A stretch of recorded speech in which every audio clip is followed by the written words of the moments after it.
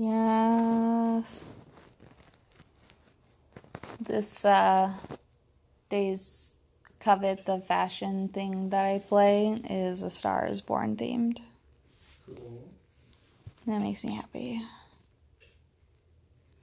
They told her that her chances of becoming a star were 1 in a million reasons.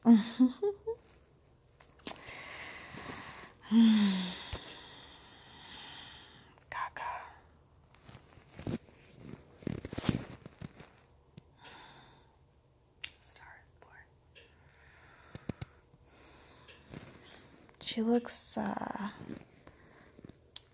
modern. I don't know.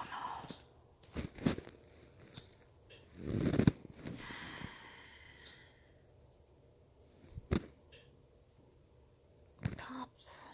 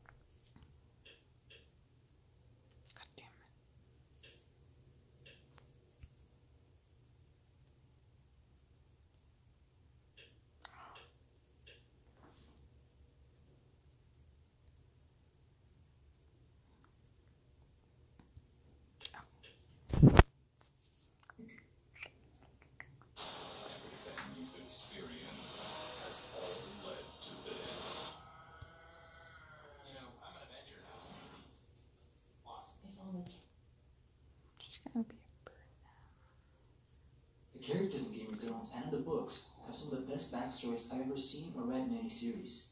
Here's my very subjective list of the top 7 character backstories. If you've seen enough of my videos, you'll probably see a lot of these coming.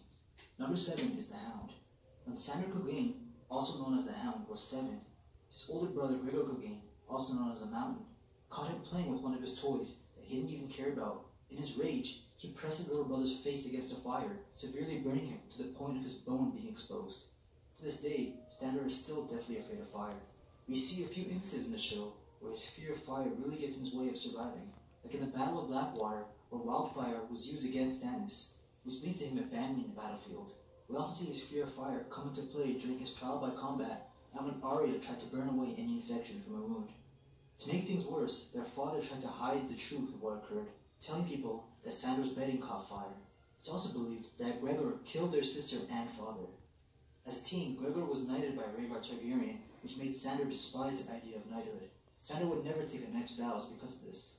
After his father died, the family keep went to Gregor Clegane. The moment this happened, Sandor left their home to serve the Lannisters. He would get the nickname the Hound because of his unquestioning obedience and because of the dogs on his family sigil. The thing that Sandor wants more than anything is to kill his older brother. My number 6 is Varys, also known as the Spider. Varys was born an orphan slave in Lys, which led a lot of fans theorizing that he's possibly a secret Targaryen or Blackfire. I have a feeling George Martin will keep that a mystery even at the end of the series, so I think it's best to just look at him as your average orphan. He was an apprentice to a group of actors in Essos, similar to what Arya is doing in the books. When his acting group made their way to Myr, a man bought Varys from his master and performed a fire magic ritual on him. Varys was given a potion to make him unable to move or speak. but still had all his other senses. His genitals were cut and thrown into a fire. This man could be a follower of the Lord of Light, or just a sorcerer, but his interest in Varys is also seen as a hint of him having Targaryen blood. Varys says he heard a voice in the fire, but what it says left a mystery. He's hated magic ever since. The man who bought him didn't have any more use from the eunuch, and he was left on his own from then on. He resorted to begging, selling his body, and thieving, until he became known as the Prince of Thieves in Myr. Another thief ratted him out, so he ran off to Pentos. In Pentos, he would get attacked for being a eunuch, until he met with Illyrio Mobitas, who was just a poor sellsword at the time. Together, they started a business. Varys would spy and steal from thieves, while Illyrio would return the stolen goods for a price back to the owners. As they grew rich, Varys learned the value of spying and gathering information. He began paying orphans to do his dirty work for him, and eventually had a network of spies. He became so well known that the paranoid Mad King brought him over to Westeros and enlisted him as his own master of whisperers. Number 5 is Sir Barristan Selmy. My Sir Barristan the Badass video already covers his entire life, so I'll just make this one brief, even though I love this character. He was crazy enough to enter a tourney at 10 years old, and jousted against Prince Duncan Targaryen, where he obviously lost, but got the nickname Barristan the Bold by the prince. At 16, he defeated the same prince, and was knighted by the king himself. He would grow to be an amazing tourney fighter, who was just as good on the battlefield. He ended the 5th Blackfyre Rebellion on his own, when he fought and killed Meleys the Monstrous in single combat. When the Mad King was kidnapped in Duskendale, Barristan, on his own, climbed up the castle walls and fought his way to the kingdom to rescue him. Even though he fought against Robert Baratheon's cause during the rebellion, Robert named him commander of the Kingsguard out of respect to this honorable knight. Number 4 is Oberyn Martell. While older brother Martell was being a responsible lord, Oberyn was a wild, free spirit. He was found in bed with Lord Edgar Yernwood's mistress when he was 16. This caused a duel between the two, but since they're both high-born, the duel was only until first blood. They both walked away with minor injuries, but Edgar Yernwood's wounds got infected and it killed him. People believed Oberyn was using poison on his weapon and began calling him the Red Viper. Responsible Durin knew he had to do something, since the Yernwoods are a powerful house in Dorne. He temporarily exiled Oberyn. Oberyn went to study at the Citadel, where he forged 6 links of a maester's chain before he grew bored and just left. After all that reading and studying, he joined the Second Sons as a sellsword in Essos. He eventually started his own sellsword company. He was also making a lot of babies. Every single one of them was a bastard and a girl. But Oberyn doesn't believe in treating his bastards any differently than others. During his travels in Essos, he would learn a lot about poisons and possibly magic. Qyburn believes that he uses magic to slow down the effects of the poison he used against the mountain in order to prolong his suffering and eventual death. He may come off as a fool because of how wild he is, but he's in fact the opposite. Oberyn loved his older sister Elia and were inseparable as young children. When he learns that Tywin Lannister was responsible for her death and his niece and nephews, together with his patient brother Doran, they had been planning revenge for a long time. They planned to marry Doran's daughter to Viserys Targaryen before he was killed by Khal Drogo. Number 3 is probably my favorite character in the books, Euron Greyjoy. We haven't seen a lot of him in the show, and considering the few amount of episodes left, they won't be able to do his character justice. Euron, also known as Crow's Eye, is Balon Greyjoy's younger brother and Theon's uncle. He might just be the cruelest character in the series so far, even crueler than the Mountain or Ramsay. When he was younger, he would rape and kill some of his own Greyjoy brothers. His older brother Balon decided to exile him after he raped and possibly seduced his other brother Victarion's salt wife. His family hates him and fears him, but he easily finds crew members for his ship because he's fine with letting them have the majority of what they pillage. On his ship, the Silence, he says he's traveled the world, even surviving the ruins of Valyria. This is where he says he found a dragon horn, said to be able to control dragons, and even a dragon egg, which he threw away. It's hard to believe anything he says, however, since he's cut off the entire crew's tongues. How much do you want to bet Scott saw your post? About what? For some mysterious reason, The feminist? Or... thing. Oh, why? Why would you say that? Unlike Oberyn Martell, How long ago was it that you posted that? Like an hour? it seems like he has Probably. Yeah, 12 minutes ago. Definitely having one of those days where stuff I know shouldn't bother me is bothering me. Text me, okay. Like, I'm betting you And I guess he's still very much he's using Will's profile and saw your shit. I don't doubt that, actually. Rhaegar was 25 years older than him. Hello! Somebody is, like, yelling at me. Everything he did, and loved by everyone. On what? He was a pretty quiet guy. I don't know, I'm playing around with this fucking, like, stream thing, whatever. It might be, I don't know. No, it's recording phone. I'm trying to do A Star Is Born, and I keep fucking forgetting what I'm doing! Jeans. Have a top. It's implied that he was a true dragon born from that tragedy. Eventually, he married Elia Martell, the sister of Oberyn, and had 2 children with her, Rhaenys and Aegon. Elia Martell never had the best health and almost died giving birth to Aegon. Having another child would have killed her. Rhaegar then believed it was his son who was the prince that was promised. Rhaegar was naming his children after Aegon the Conqueror and his sister wives. When his son Aegon was born, he said there must be one more, and the dragon has 3 heads. This is most likely referring to him needing to have one more child to fulfill the prophecy. Aegon the Conqueror conquered Westeros with his 2 sister wives. They were the original 3-headed dragon. As crazy as his obsession with prophecy sounds, it's understandable since in this story, visions of the future with the use of magic is real. After winning the tourney at Harrenhal, Rhaegar declares Lyanna Stark, who was attending the tourney, the Queen of Love and Beauty, a title that should have went to his wife. This was a clear sign of Rhaegar looking to find someone else to have that last child with. It was a year later that Lyanna disappeared with Rhaegar, and everyone believed he kidnapped her. This causes Robert's rebellion, but Rhaegar would eventually die like Robert's Warhammer. But not before getting Lyanna Stark pregnant and possibly fulfilling the prophecy. Number 1 is probably kind of obvious. The 3-eyed raven, also known as Blood Raven, also known as Brennan Rivers. I'll also try to keep this one as brief as I can, since I have a detailed video devoted just to him. He's around 125 years old in the books, and dead on the show. He was one of many bastard children to the Targaryen king Aegon the Unworthy. He owned a Valyrian Steel Sword Dark Sister, but was way more skilled with a bow. Lord Bloodraven led a group of archers called Raven's Teeth, and was able to shoot down Daemon Blackfyre and his twin sons from far, ending the First Blackfyre Rebellion. His half-brother and rival Bittersteel continued to fight and charge at Bloodraven. During the famous fight, Bittersteel was able to take one of Bloodraven's eyes. Backup arrived and Bittersteel had to escape to the Free Cities with Daemon Blackfyre's 5 of their sons. Instead of wearing an eye patch, he left his wound uncovered. Bittersteel being alive, and with all the Blackfyre children, worried Bloodraven and made him a cautious man. At any time, they could start another war, and they did, causing 5 rebellions in total. He was someone that people feared, not only because of the way he looked, being pale with a hole in his face, but he had spies everywhere like Varys does, and people believed he did magic. Bloodraven would serve 2 kings as the hand and master of whisperers. He was sent to the Wall to join the Night Watch after he committed a crime I own that. His archer team, Raven's Teeth, joined him, as well as Maester Aemon Targaryen. After 6 years in the Night's Watch, Bloodraven became Lord Commander. 13 years later, he would disappear beyond the Wall. Everyone believed him to be dead, and there is no mention of his Valyrian Steel Sword Dark Sister.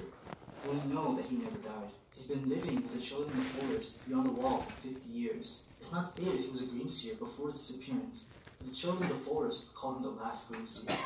He most likely spent the last 50 years using his green sight to see through the eyes of weirwood trees and see history and current events. He's also been communicating with people through magic in their dreams.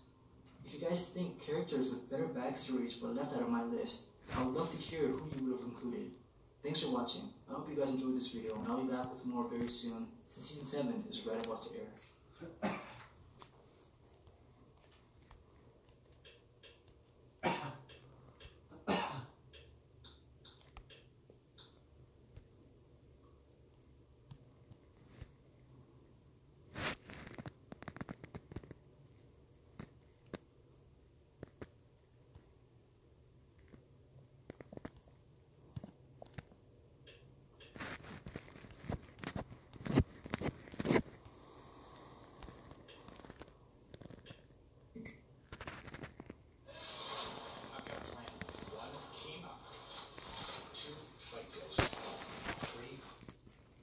If you guys are hardcore book fans, you can probably go ahead and skip this video, unless you really want to hear about it a lot.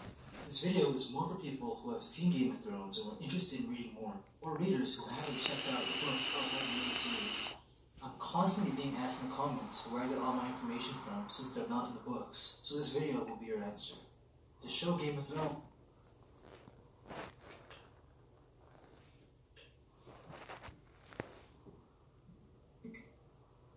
So how the hell does one make a list of the most powerful characters when this series is just as much fantasy as it is a political war drama?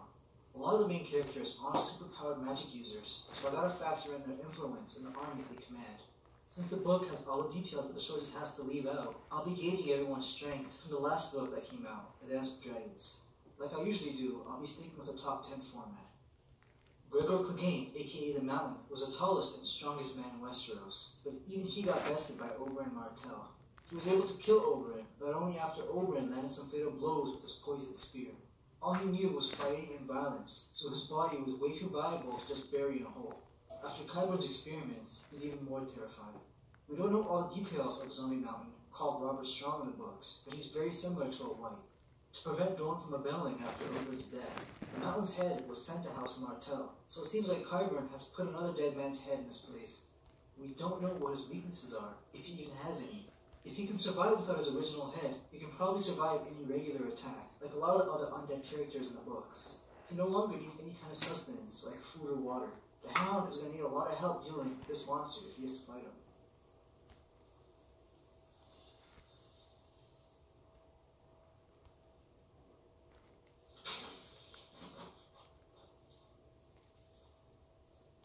Zombie Mountain is the only fighter in this list. If he wasn't a tool used by Cersei and had his own army, he would probably rank a lot higher. So it only makes sense to put Cersei at number 9. After Tywin's death, Cersei inherited everything he worked his entire life for. Cersei just happens to be far less competent and intelligent, but she is just as much ambitious. If Tywin was alive at the end of The Dance with Dragons, he would definitely be ranked higher on this list because of his capabilities as a commander. Cersei's ruling as Queen Regent until Tommen is of age, but her reputation isn't the greatest. Just imagine if she were to call on all the houses of the Seven Kingdoms. I doubt very many would answer. She has the Westerlands, since the Lannisters are the ruling house of that kingdom, and maybe the Crown Lands, where she is currently living. The only powerful ally were the Tyrells, but their relationship now is pre-turbulent after Cersei favored Margaery of committing adultery. The High Sparrow has the power to lock away both Cersei and Margaery Tyrell, and has amassed a huge following that is growing by the day. He's the nameless leader of the Faithless Seven, the vastly dominant religion in the Seven Kingdoms. And Cersei was dumb enough to allow him to arm his followers and form an army. He definitely deserves to be ranked higher than Cersei because of how he outplayed her. We know how his story comes to an end in the show, but he's still the most influential leader in the Seven Kingdoms in the books. The small folk are fed up with the filthy rich highborns, watching them die in their wars. So a pious and generous man who has sold everything he owns to feed the poor and walks around barefoot is far more appealing. He's fearless and will not back down from doing what he feels is right according to the faith, no matter what the consequences may be. Melisandre has somehow been able to convince Stannis to believe in her foreign god, and essentially killed his army. Aside from Stannis' army, she has her own powerful magic. She can see visions and fires, shadowbind, create glamours, and midday fire. She isn't able to control the visions that she sees, but it has proven to be very useful. That's if she can correctly interpret them, which she hasn't been the best at. When she birthed Shadow Assassins with Stannis, we saw how effective they could be.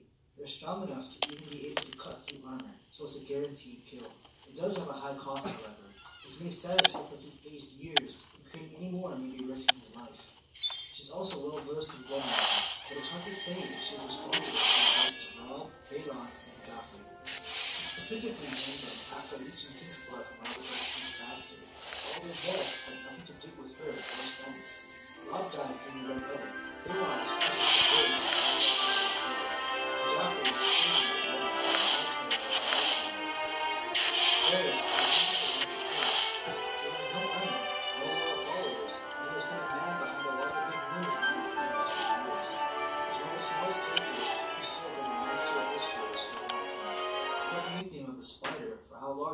was network we would become. And he may very well be the only living person to know how to maneuver around the secret passages of the Red Keep. When he was younger, he spent time with an acting group and has become persuasive with his disguises. He's been playing the part of a jailer for some time. That's how he was able to speak with Ned when using black cells to free Tyrion. Well, stop. You must be thirsty. Notice. I promise you, it isn't poison.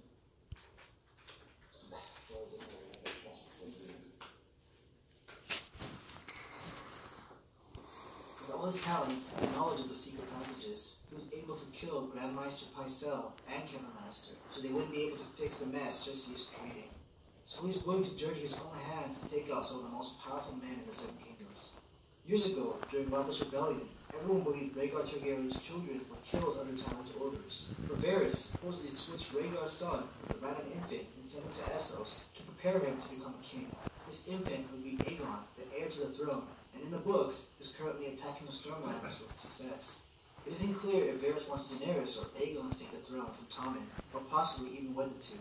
They're about the same age, even though Dany is his aunt, and incestuous marriages is nothing new for the Targaryens. Bran is one of the most powerful magic users in the series, doing both Warwick and a green